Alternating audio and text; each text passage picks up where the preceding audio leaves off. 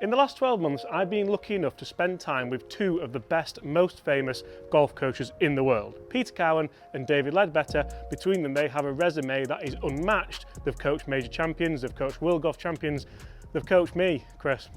Well, exactly. But funnily enough, guys, they've actually spoke to me about very similar things. So I thought in this video here at Get Good at Golf, I would kind of put them both together, see if it can help your game as well. Guys, thank you so much for being a part of Get Good at Golf. Now, first of all, one of the big things that Pete Cowan told me, Pete was the first lesson that I had with kind of the upper echelons of the golf coaching world, was my grip. Pardon? Chris has helped me with short game a little bit.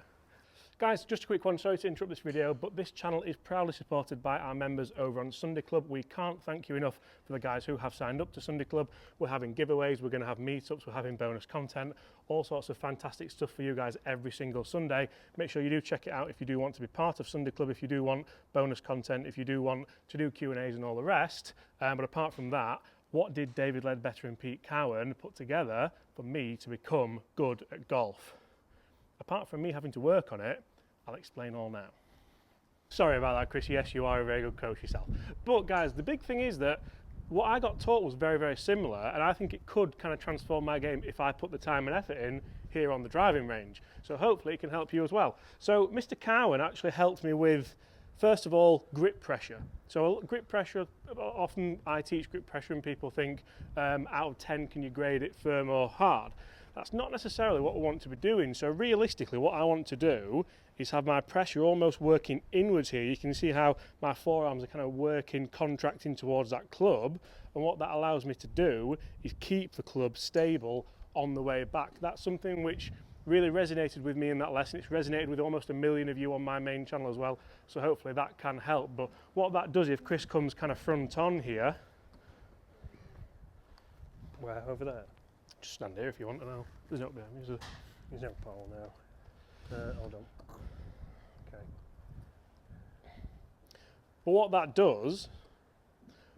does is allow me to have a takeaway that's much more on plane here. So as Pete said, I generally have been fanning it around my arse. Cheers for that, Pete. David also called me fat as well, so there's that. But anyway, Chris, you laughed quite a lot at that, didn't you? You just said you had plenty of mass. Plenty of mass. So that's something else, guys, which we're going to do a lesson on, how to hit longer drives with a shorter golf swing. David said to me, he says, obviously you are quite bulky, you're quite stocky, you're not the tallest of people. So I went home and cried to my wife. But also it made sense because he's saying, why would you try and swing longer? There's no reason why you would try and have a lengthy golf swing because you're not built like that. You can't do that. All you'll do is revert back and be even worse a golfer if that's possible. But with having that correct grip pressure there, with having an opposed hand, so they're working in opposition, I can set that club nicely and I can load it either for a draw or for a fade, depending what kind of shot I'm trying to play. So a lot of people wondered what that was, and I actually did a follow-up video on my channel as well. So if I'm trying to load the club for a draw, generally I'm going to set the club here and I'm going to try and feel as though the club is a little bit higher and potentially a touch across the line at the top. For me, that feels like I can then drop it a little bit on the inside, release the club out to the right, and from there, come on Chris, let's show him a ball fly, because we've not hit a ball yet. If I'm trying to get that ball moving from right to left in the air, keep hitting. This is something which Pete said. He said, look, if you can master one shot, then brilliant. If you can play both shots, even better. But there's nothing wrong with being a one-dimensional golfer. There's nothing wrong with hitting all draws, all fades, as long as you can do it consistently. So I can pretty much guarantee that I'll start this ball out to the right. It should come back to around my target by just hitting that kind of swing path. So I felt like it was a little bit across the line at the top, dropped it inside, the ball worked across, even into a wind there. Now if I was trying to load that for a fade, I'd do the opposite. So I would load it here and I'd feel like it was a touch more laid off at the top. I mean, I do get laid off at the top anyway, which is why my natural shot when I'm playing well is a fade. It's not a double cross or a snap hook. But again, so I load for a fade and I should be able to get that club working down and around. So you can see there that ball's moving from left to right in the air. Now David Ledbetter added something to this, and it was very, very similar movement that I needed to work on in my takeaway. And David actually said, I don't call it the takeaway, I call it the move away, because so many people misinterpret what a takeaway is, Chinese, Italian or Indian. What would you go Indian, for? Yeah, well, I would Indian. go Chinese. Chinese. But a takeaway, people think I need to take the club away quickly. The body doesn't move, the club gets fanned inside like I generally do there. You're in all sorts of problems. David showed us a new device. I'm not even sure if the lesson is out yet on my main channel, but it was a fantastic lesson. If it is, I hope you've seen it, I hope you've enjoyed it. If not, go and check it out. But it was a device that helped you keep generally your left shoulder stable to your body. Move the club away here. He called it a move away, not a take away.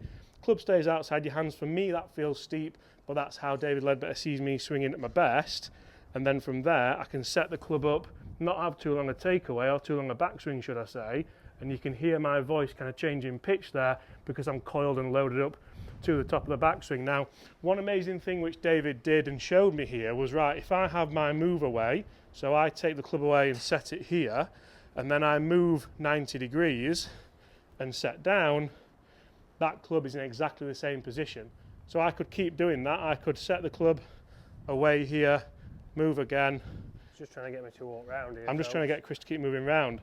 And again, set it, left arm stays there, and I move around. And again, I'm getting dizzy. But if I were to do that incorrectly, so if I were to, you can stay there, Chris, now. If I were to fan that open and move around and set down, that's not how you would set up, and that's a really good trigger movement to do, a really good thing to think about. So if I match those two things up from David Ledbetter and Peter Cowan, that generally for me should really help. And this isn't something which I'm gonna think about when playing golf. It's something I need to think about on here. I need to think about on the driving range. I need to just think, right, if I get all those things correct, it's a lot of things to think about, but they're very similar. So in my head, I can kind of mash that up into one little takeaway thought. So have those grips working in opposition, keep that left arm to the shoulder, and then just keep playing a few shots. That was a really nice little low pressured fade. You don't need to hit full shots to work on your game like this. Sometimes some of the best, most productive practice sessions I've ever had, and I'm sure you've ever had.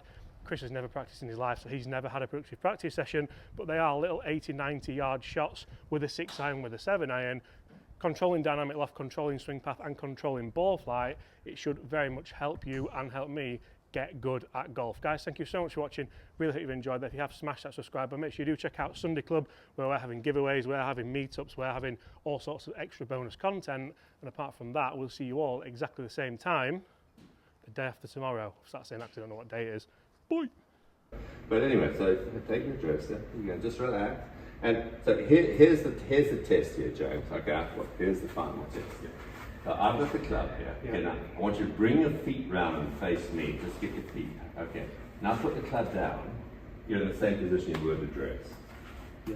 It's really interesting, a little test there. Yeah. Because you see, you know, I mean, obviously if you were, start where you were, just to show you what it did. But if you were, you know, your tendency to do this. Yeah. Okay, now turn around and face me. But look, you wouldn't start like that, would you? Hopefully. No. I suppose because all it's doing is moving around on an axis, isn't it? Yeah, that's all it is. Yeah. So you're just shifting your dress position here, and really the business area of the swing starts from here. Yeah. You set it on plane, and I'm not suggesting, hey, some people set it steeper. You know, I mean, I've always been a big believer in maybe setting it a little steeper. Some players want it on one plane, some players want a flatter swing, some players, or teachers I should say, want more upright swing, some coaches want, you know, a bowed wrist, or, you know, a neutral wrist. So, hey, whatever. But the key is get your start right. From there, you can do whatever the heck you like. Yeah. You know, so, all right. So just let's do it again. So soft with your arms, the first movement there. You can see. There you go. See. Hands around. I wasn't even looking at that now. I was trying to just remember what we did. Right. Yeah. Look where that is. Yeah. Perfect. All right. So just relax and go ahead from there. So let's stop again. Yeah. Right, so get it to that point. All right. See here. There you I tried it much though, didn't I? Yeah. That's it, right. Look again. Don't manipulate it, just let it swing. There you go. That's it. Perfect. Right. Finish your backswing and go.